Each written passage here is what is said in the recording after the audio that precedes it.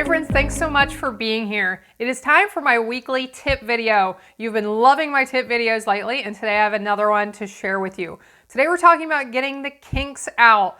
We are not talking about hair. I haven't gotten the kinks out of my hair yet in my whole life, so we are not talking about that. But what we're talking about is getting the kinks out of our twine and our ribbon. When you're trying to tie a bow, it's difficult enough to get a nice looking bow, right?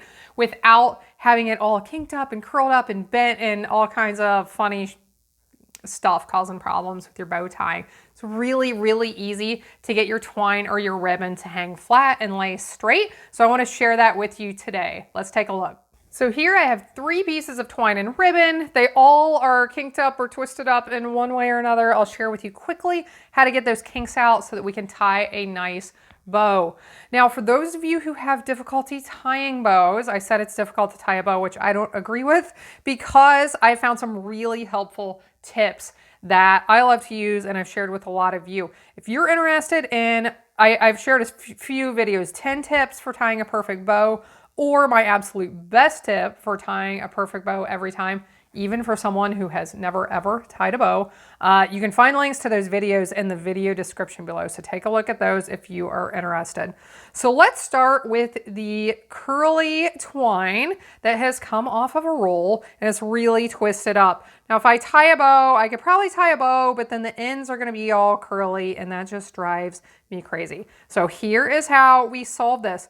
Grab it, hold one end with one of your hands and then grab it right beside that between your thumb and your forefinger. And what you're going to do is just pinch and pull. And I'm going to scoot these out of the way so we have a little bit more room. See how much less curly that is right now? Now sometimes they are really kinked up and you want to do it once or twice more. But after we have done that a couple of times, this is going to lay pretty flat. Now, if you find that it's not as straight as you want it to be, what you can do is use the trick we are going to use for the next one, and that should do the trick. So then sometimes maybe you had ribbon or twine that was wrapped up on something that was flat and you end up with these kinks in it. And of course they always want to be like right in the middle of your bow and it just doesn't work out. It just doesn't look nice. So what you can do first is try that same trick I just showed you, is just pinch and pull on it, and it should help to relax it some. But typically I find that that doesn't actually get rid of it. So what I normally do is you need a little bit of moisture. So you can dip your fingers into a little bit of water, squeeze right there and pull. And typically that is going to take that kink right out. Now a trick that might work, I normally don't have a little bowl of water at my craft table, but I do normally have my chamois, which is wet, and I'm able to clean my stamps on it. Usually the corners are not all inked up, so I could just put my fingers right there on the corner, get them wet, and then do the same thing right here. So this might be a way to do this without having to get up from your craft table and grab some water, and that does the trick perfectly. Now let's look at ribbon.